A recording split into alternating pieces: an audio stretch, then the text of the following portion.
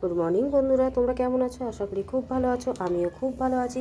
প্রতিদিনকার মতো আজকেও তোমাদের কাছে রেসিপি নিয়ে হাজির হলাম। আজকে আমি বানাবো ফুলকপির এক অন্য ধরনের রেসিপি, একদম সম্পূর্ণ নতুন ধরনের। তার জন্য আমি ফুলকপিটাকে দেখো ছোট ছোট কেটে আমি সেদ্ধ হালকা ভাপিয়ে নিয়েছি, নিয়ে জলটা ঝরিয়ে নিয়েছি। এখানে নিয়ে নিয়েছি নুন, হলুদ, কাশ্মীরি লঙ্কার গুঁড়ো, একটু চিনি, আদা গ্রেট করে, রসুন গ্রেট করে, কাঁচা পাকা লঙ্কা আর টমেটোর বীজটা বের করে আমি টমেটোটা নিয়ে নিয়েছি, কাশ্মীরি ক্যাপসিকাম, পেঁয়াজ, আর এখানে ফোড়ন দেওয়ার জন্য কালো জিরে। আর টমেটোর ভেতরের অংশটা আমি ফেলে দিইনি, সেটা পরে ব্যবহার করব। এই দেখো এখানে নিয়ে নিয়েছি ভেতরের অংশটা। আর এখানে ঝাল লঙ্কার গুঁড়ো, জিরে, ধনে সব সামান্য পরিমাণে, আর দিয়ে দিয়েছি এখানে কাজু, কিশমিশ আর পোস্ত। আর তোমরা চাইলে একটু টক দইও ব্যবহার করতে পারো। এবারে প্রথমে আমি এটাকে একটু আদা, একটু রসুন আর একটু হলুদ, নুন আর 1 চামচ মতন বেসন দিয়ে দেবো, বা চালের গুঁড়ো, যেটা মানে তোমরা থাকবে তোমাদের কাছে সেটা দিয়ে দিবে। একটু দিয়ে দিলে বাইন্ডিংটা খুব ভালো হবে। নিয়ে আমি আগে ভেজে নেব। প্রথমে আমি এটাকে মেখে নেব। দেখো বন্ধুরা, খুব সামান্য পরিমাণে মানে 1 চামচ মতন আমি বেসন দিয়ে দিলাম। তোমরা চাই চালের গুঁড়োও দিতে পারো, কর্নফ্লাওয়ারও দিতে পারো, খুব সামান্য, আবার নাও দিয়ে করতে পারো।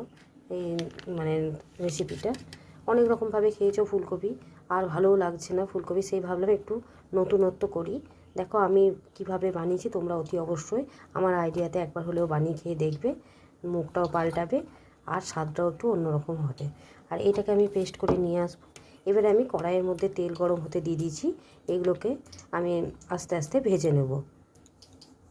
দেখো বন্ধুরা, কড়াইয়ে আমি সাদা তেল দিয়ে দিচ্ছি, খুব সামান্য পরিমাণে, ডুবো তেলের দরকার নেই।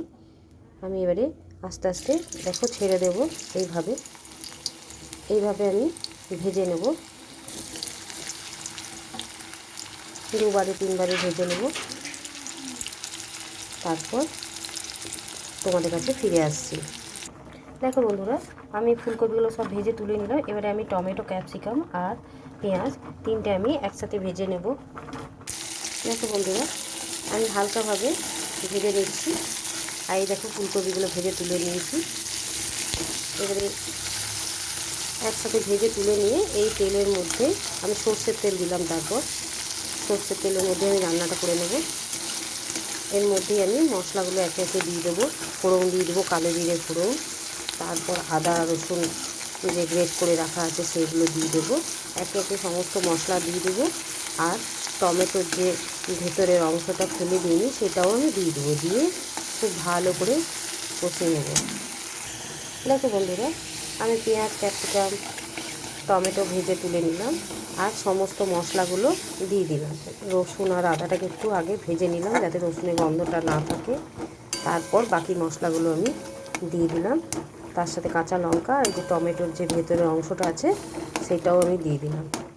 এবার একটু ভালো করে কষিয়ে নেব নেড়ে চেড়ে, যাতে সমস্ত মশলা ভালোভাবে মিশে যায় এবং সেদ্ধটাও ভালোভাবে হয়ে যায়। তাই দেখো বন্ধুরা, মশলাটা খুব ভালো মতো কষানো হয়ে গেছে। এরপর আমি দিয়ে দেবো সমস্ত ভেজে রাখা ফুলকপি, টমেটো, ক্যাপসিকাম, পেঁয়াজ। এবারে এই মশলার সাথে খুব ভালো করে মিশিয়ে নেব। আর কাজু, কিশমিশ আর পোস্ত যেটা আছে ওটা আমি পেস্ট করে নিয়ে চলে আসবো। দেখো বন্ধুরা, সমস্ত উপকরণ দিয়ে ভালো করে নেড়ে চেড়ে নিয়েছি। আর দেখো প্রত্যেকটা ফুলকপি একদম গোটা গোটা হয়ে আছে, ভেঙে যায়নি। এরপর আমি দিয়ে দেবো কাজু, কিশমিশ আর পোস্ত বাটা, যেটা পেস্ট করে নিয়ে এলাম। আর একটু সামান্য পরিমাণে বাটিতে আমি জল দিয়ে দেবো। এবারে আমি খুব ভালো করে মিশিয়ে নেব। আর নুন মিষ্টি ঝালটা ভালো করে দেখে নেব, একটু চেক করে। আর দেখো কতটা দেখতেও সুন্দর হয়েছে, আর খেতেও ততটা সুন্দর হবে। আর উপর থেকে সামান্য পরিমাণে গরম মশলার গুঁড়ো দিয়ে দেবো। তোমরা যদি ইচ্ছে না থাকে স্কিপ করে যেতে পারো।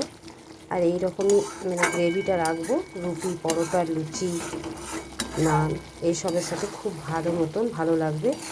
আর ভাতের সাথেও খেতে পারো, তাতেও মন্দ লাগবে না। দেখো আমার রেসিপিটা তৈরি হয়ে গেছে।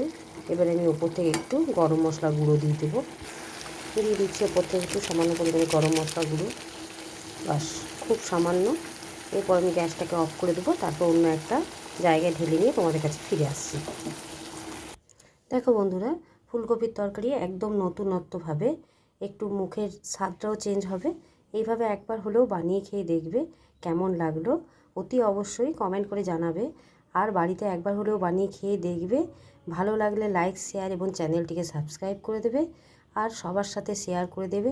আর বন্ধুরা, তোমরা আমার পাশে থাকবে, আমার চ্যানেলটিকে সাবস্ক্রাইব করে দিয়ে পাশে থেকেও ছোট্ট চ্যানেলটাকে আমাকে এগিয়ে যাওয়ার একটু সাহায্য করো। আজকের মতো এতটুকুই।